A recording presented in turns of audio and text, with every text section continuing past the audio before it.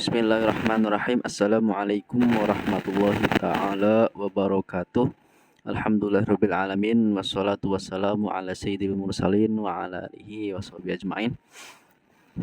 Alhamdulillahirabbil alamin, kita akan membaca kitab Al-Qawaidul Asasiyah fi Ulumil Quran. Kitab ini menerangkan tentang ilmu Al-Quran, ulumul Quran, yaitu kitab karangannya As-Sayyid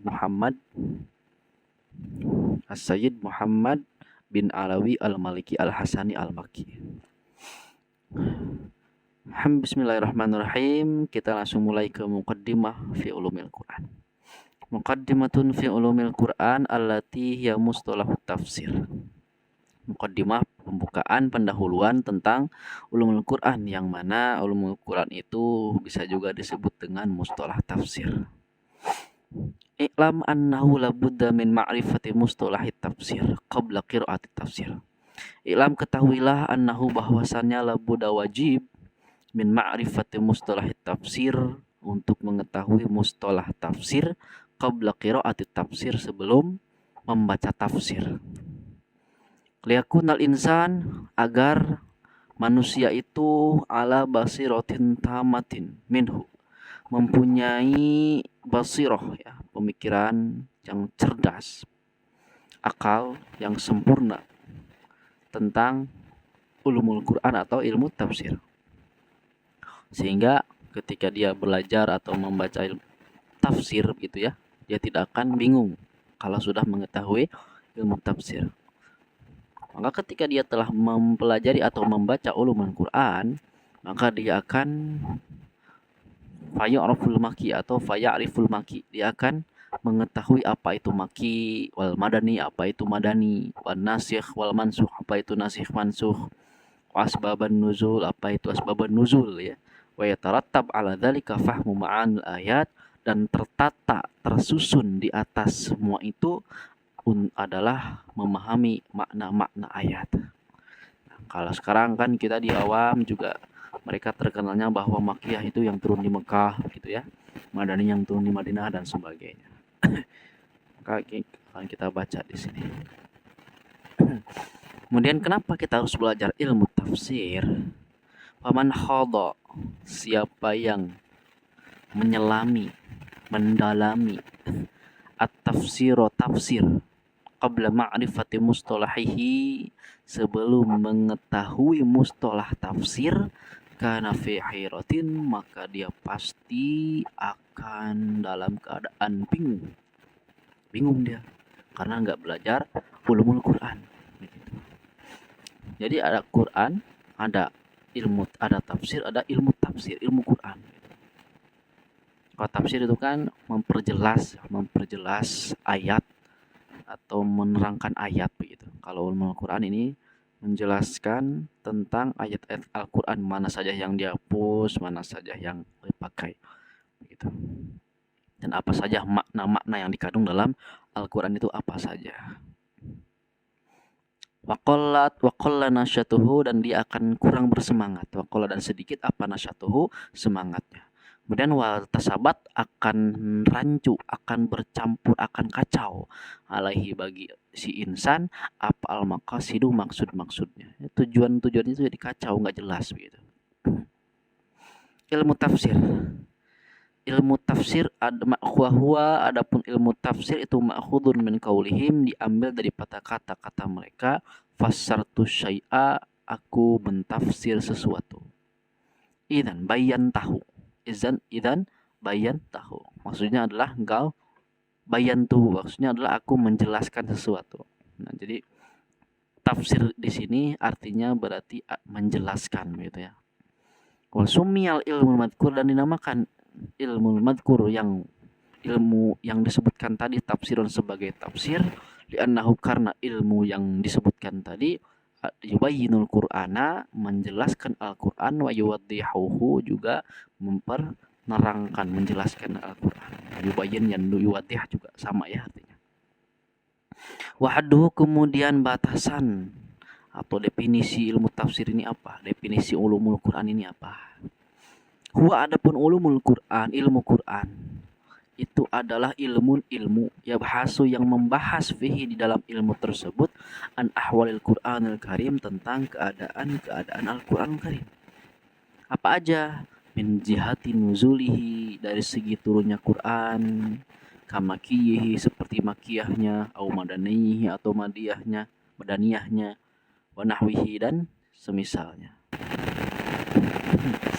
Kasanadihi seperti sanadnya, wadaihi cara menyampaikannya, wa al-alfadhihi dan lafaz-lafaznya, wa ma'anihi maknanya al-muta'alliqah yang berkaitan bil ahkami dengan hukum-hukum, wa ghairi dzalik dan selain itu ya, banyak pembahasan ulumul Quran. Kemudian maudu'uhu objeknya begitu ya, judulnya atau yang dibacanya itu apa gitu. Nah, maka yang dibahas dalam ulumul Quran ini adalah kalamullah. Kalam Allah Ta'ala Azza wa Jalla minal hadithiyatil madhkurati, dari catatan-catatan yang telah disebutkan tadi ya, maksudnya catatan yang disebutkan tadi itu yang di atas ya, itu nasih, mansukh, asbabun nuzul, maki, madani dan sebagainya. Kemudian wa faidatuhu, faidah belajar ulumul Quran adalah at-tawassulu, yaitu menyampaikan atau sampai ila fahmi ma'anil Quran, kepada pemahaman makna-makna Quran, wal amalu dan mengamalkan bima fihi, dengan apa yang ada di dalam Al-Quran, ba'dal fahmi setelah memahami. Wasamratuhu hasilnya buahnya adalah at-tamassuk, dia akan berpegang teguh bil urwatil wuthqa, dengan ikatan yang kuat. Wal fauzu, dan dia juga akan berhasil, menang, berjaya, bisa'adati, dengan kebahagiaan, fidarain, di dunia dan akhirat. Wa wadi'uhu, kemudian yang membuat judul adalah siapa? Adalah Allah Ta'ala wa nabiyyu, dan nabinya alaihi salatu wassalam. Fahuwa, adapun ulumul Quran itu adalah ilmu ilahi, ilmu ketuhanan ya, ilmu ilahi ketuhanan. Wana'an nabawi, yang kenabian, ilmu ilahi wa nabawi, ilmu ketuhanan dan ilmu nabawi, kenabian. Wastimdaduhu, kemudian sumbernya dari mana? Sumber pembahasan Al-Qur'an, ulumul Quran itu dari mana? Adalah minal Quran, yaitu dari Quran itu sendiri. Minal Quran nafsi, dari Quran itu sendiri. Kemudian wal Qur'an sunnati, dari hadis, wa asali bil arabi, dan uslub Arab ataupun susunan kalam Arab ya.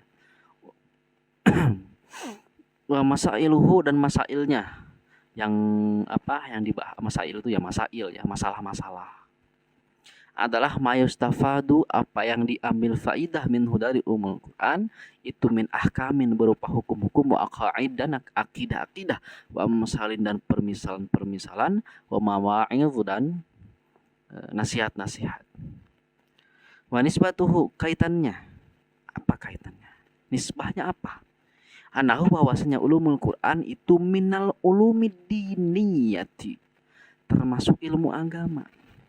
Bahkan bal ro'isuha, tapi bahkan ulumul Quran itu adalah induknya agama. Kenapa ulumul Quran disebut induknya agama?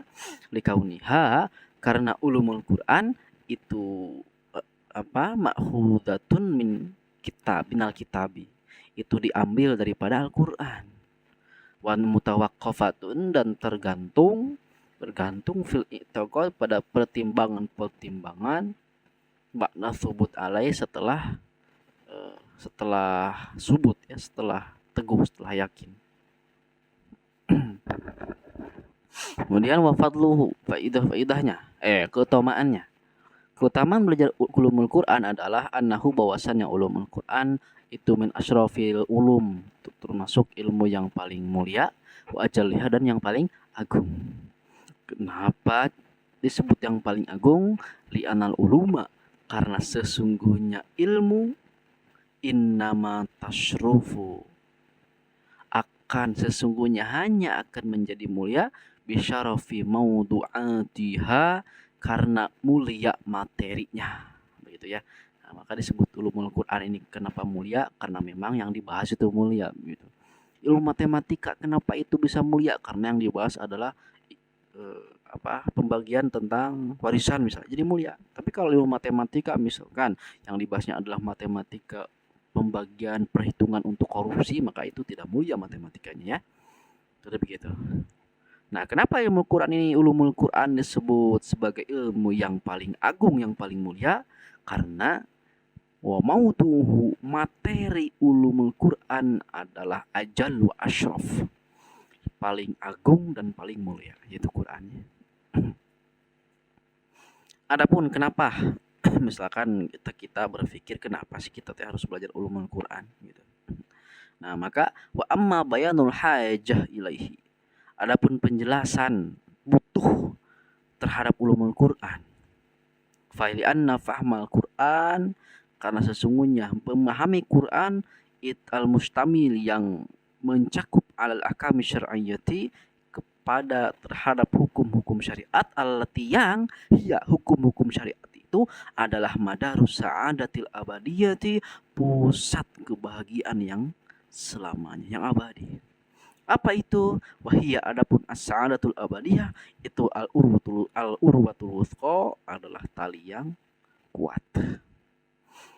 Amrun asir katanya. Tapi ulumul Quran ini karena saking susahnya, saking sulitnya dipelajari, maka di sini sebutkan amrun asir katanya. Ini adalah perkara yang sangat sulit, perkara sulit ya. La yahtadi ilaihi, tidak akan mendapatkan petunjuk, ilaihi, kepada urwatul wuthqa, untuk mempelajari ulumul Quran ini, kecuali bitaufiqin, dengan taufik petunjuk, minal latifil khabir, yaitu dari al-latif al-khabir, itu sifat Allah yang maha lembut dan yang maha memberikan kabar. Hatta, sehingga inna sahabata, sesungguhnya para sahabat radhiyallahu anhum, itu ala uluwi ka'bihim, mereka sangat kuat begitu ya, sangat hebat mereka, sangat hebat fil fasahati, dalam kefasihan, wastinarati bawatinihim, juga bercahaya batin-batin mereka, bima asyraqa, dengan apa yang bercahaya ya, alaiha, terhadap bawatin, min miskatil nubuwati, berupa atau karena lentera-lentera kenabian. Kanu, para sahabat mereka, kathirumma, sering banget, yarji'una ilaihi, mereka sering banget datang bolak-balik kepada Rasulullah Shallallahu Alaihi Wasallam, bisual, dengan membawa pertanyaan, an asya'i, tentang sesuatu, lam yu'arriju, yang mereka tidak tahu, bukan lam yu'arriju alaiha, dan mereka tidak berhenti untuk menanyakan sesuatu itu. Jadi kalau sahabat itu nggak tahu makna suatu ayat, mereka akan berusaha. Jadi mereka tidak akan sotoy, tidak akan mengatakan sesuatu yang sebenarnya nggak tahu. Walam tasil, dan tidak sampai afahuhum, pemahaman mereka, ilaiha, kepada asya. Jadi gitu. Jadi sahabat itu kalau nggak tahu sesuatu, maka mereka akan bertanya kepada Nabi. Begitupun ya tabiin, ketika nggak ngerti maka akan bertanya kepada sahabat. Jangan kayaknya itu ya. Jadi dalam Quran ini harus mantap, jangan kayaknya, jangan zon. Kecuali kalau memang fikih itu zon ya. Kama waqa'a li Adi bin Hatim, sebagaimana yang waqa'a terjadi li Adi bin Hatim, kepada Adi bin Hatim. Jadi Adi bin Hatim ini adalah siapa ya? Adalah ya, beliau tuh dulu masuk Islam kalau nggak salah tahun 6 Hijriah ya. Beliau itu meninggal tahun 68 Hijriah kalau nggak salah. Ya, Adi bin Hatim. Nah, Adi bin Hatim ini beliau ragu tentang fil khaytil abyad wal aswad, tentang benang putih dan benang hitam. Jadi kan ceritanya mereka itu ketika sahur begitu ya, mereka tuh akan melihatkan benang itu, akan melihatkan apa? Ngeliatin benang gitu, sampai benang itu kelihatan. Kalau udah kelihatan baru mereka udah. Nah, itu. Kalau mau buka juga liatin benang gitu. Kalau benangnya udah warna hitam gelap baru buka begitu. Nah, padahal itu pemahaman beliau, pemahaman Adi bin Hatim karena nggak tahu. Nah, maka Adi pun beliau gitu ya, seorang sahabat aja gitu ya. Kalau nggak tahu nanya, apalagi kita. Wala syaka maka tidak diragukan lagi anak bahwasanya kita itu muhtajun, membutuhkan ila makanu kepada apa yang dibutuhkan oleh sahabat, muhtajin, butuh ilai kepadanya. Waziyadah bahkan kita lebih membutuhkan daripada sahabat radhiyallahu anhum.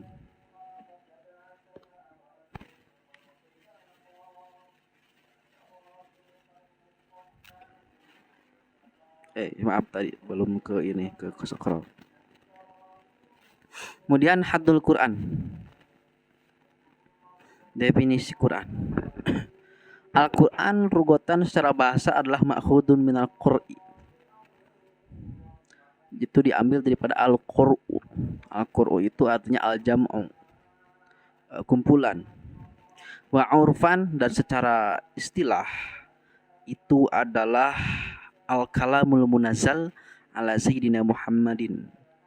Adalah kalam yang diturunkan kepada Sayyidina Muhammadin sallallahu alaihi wa alihi wasallam, al-mu'jizu bisuratin minhu, yang melemahkan. Al-mu'jizu itu yang melemahkan, yang tak terkalahkan, yang menjadi mukjizat, bisuratin minhu, dengan sebab satu surat saja, minhu dari Quran. Karena para orang kafir, mereka ketika mereka diajak untuk membuat satu surat aja mereka nggak bisa gitu, apalagi membuat satu Quran. Faqauluna, maka maksud kata-kata kita al-kalam yaitu kan tadi kan definisinya huwal kalamul munazzal ala sayyidina Muhammadin. Ya. Maka ini dibahas satu-satu. Al-kalam maksudnya adalah jinsun syamilun li jamil kalam, yaitu jenis syamilun yang mencakup di jamil kalam terhadap semua kalam. Wa qauluna, dan maksud daripada al-munazzal, kata-kata kita yaitu al-munazzalu ala sayyidina Muhammadin sallallahu alaihi wasallam adalah faslun mukharrajun, fasal yang terpisah, fasal yang dikeluarkan gitu ya, lil kalamil munazzal, bagi yang diturunkan, bagi kalam yang diturunkan, ala ghairihi, kepada selain nabi, minal anbiya, daripada para nabi gitu. Jadi al-munazzal ala sayyidina ini kenapa disebutkan al-munazzal ala sayyidina Muhammad? Karena kalam yang diturunkan kepada Nabi Muhammad itu berbeda. Faslun mukharraj, itu faslun pemisah, berbeda daripada kalam-kalam yang diturunkan kepada nabi-nabi terdahulu.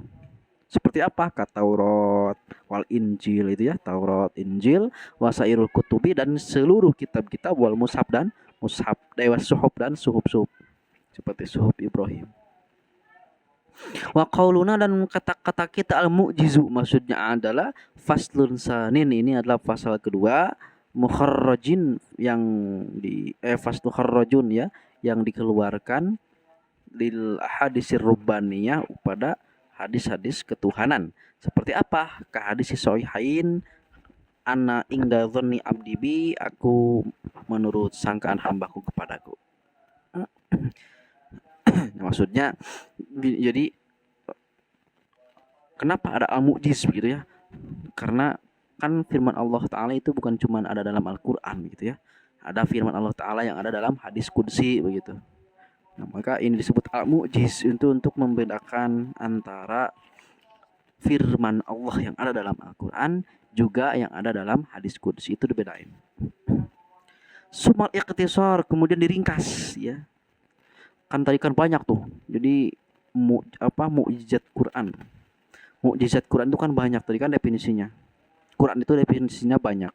Nah, saking banyak karena kepanjangan, maka sumal ikhtisar, diringkas saja. Fil hadith, tentang definisi, alal ijaz, hanya ijaz. Jadi ketika ditanya apa itu Quran, Quran itu adalah al-ijaz, mukjizat gitu ya. Wa in nazal Quran, jika Quran itu turun dari ghairihi, kepada selain nabi, wa in, walaupun ya, nazal Quran turun Quran itu lighairi kepada selain Nabi. Ada hal juga li'annahu karena Quran mu'ijaz. Itu al-muhtaju membutuhkan nilai kepada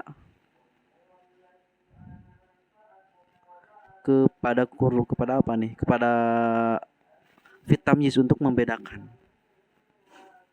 Ya, nggak tahu ya apa nih kembalinya kemana. Nah ini pokoknya intinya Quran itu fahuwal aham ini lebih penting gitu ya. Jadi harus ada pembeda gitu antara Quran, antara apa kalam yang diturunkan kepada Nabi Muhammad Shallallahu Alaihi Wasallam dengan kalam yang lain gitu. Jadi ada pembedanya.